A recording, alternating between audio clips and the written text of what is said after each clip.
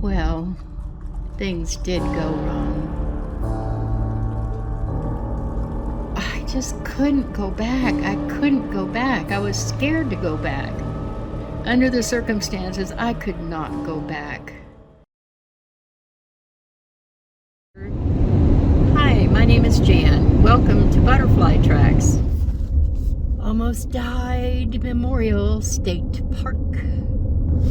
The trees are just thinking about changing colors, just thinking about it. Ponderosa pines. I really thought I had the perfect plan. Needed a little warranty work done on my car.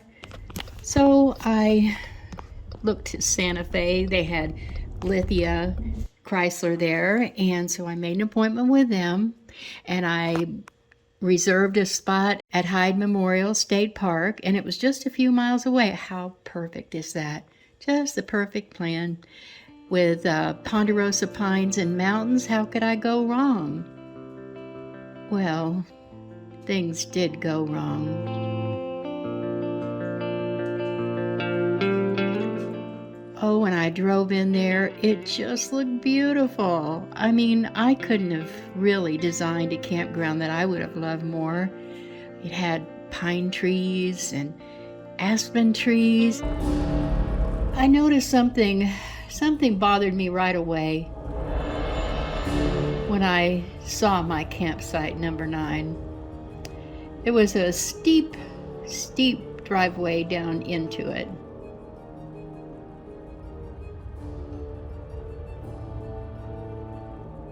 But I'm game, so I went on down there and I was just in love with the way it looked. It looked like a wonderful place, a big campsite. There was a place to park on the side, or a big place you could have parked a big rig. It had a log shelter there. Some people would have probably put a tent in there, but there were a couple of other places to put a tent too.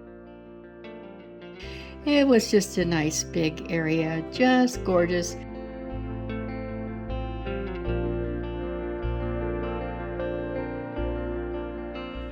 Had my own private little trail too, because it went down and met another trail, but at that other trail it told them not to come the direction of my campsite. So it was like my own private little trail.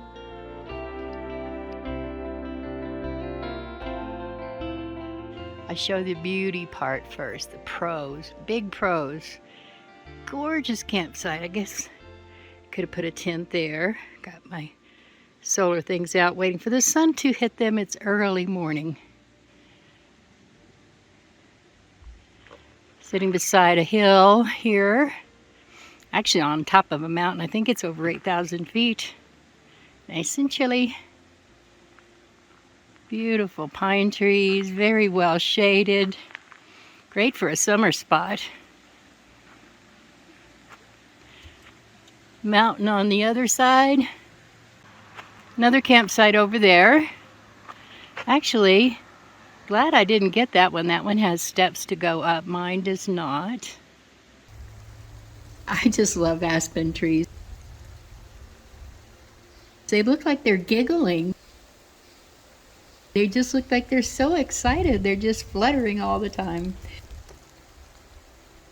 And right beside it, there was a little babbling brook, so cute.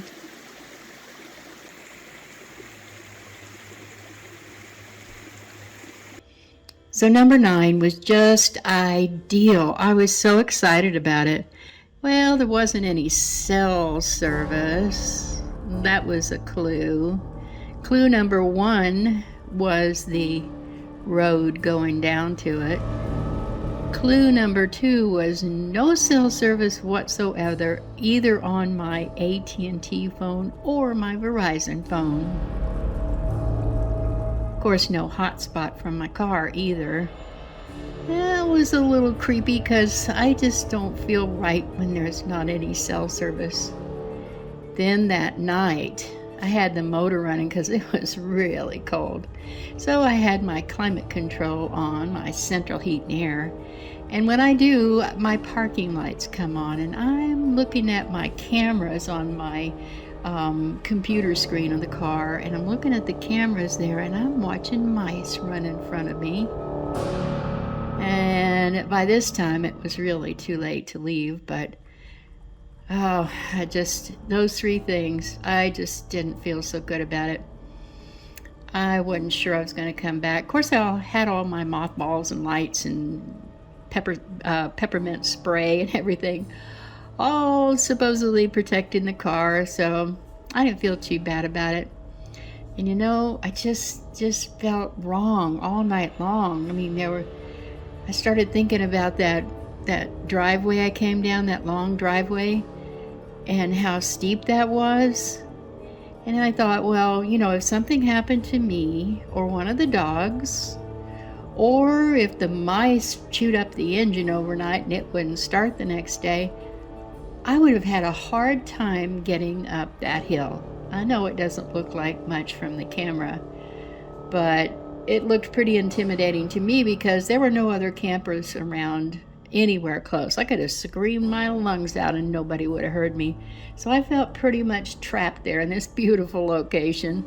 You know, if there were two people, you know, if it was a couple or just two people, or if you're just healthy enough to climb up that hill, it was nothing to you, or you had a Garmin InReach for emergencies, then you would have loved this place. You know, four-wheel drive, you can get out, Garmin InReach, something happens, you can call for help. Or if you're healthy, you could just practically run up that hill. It wouldn't have been a big deal to you, but it just felt disastrous to me. I'm sure it would have been fine, but I felt isolated in a way that I haven't in the 9 months that I've been out on the road. The next day, I was going to take my car to Lithia Chrysler, but on my way up that steep driveway, I couldn't turn to the left. The video may not show it well, but once you get all the way up to the road from the driveway, there's kind of a hump you have to go over to get to the road, and then you're supposed to go to the left because it's one way. But my tires were just spinning, and everything was a little bit better if I went the wrong way, so I had to go the wrong way and turn around in a driveway and then leave. Okay, so I get to Lithia. They were so nice. I mean, it was a really good experience. But I did have to wait for a part the next day.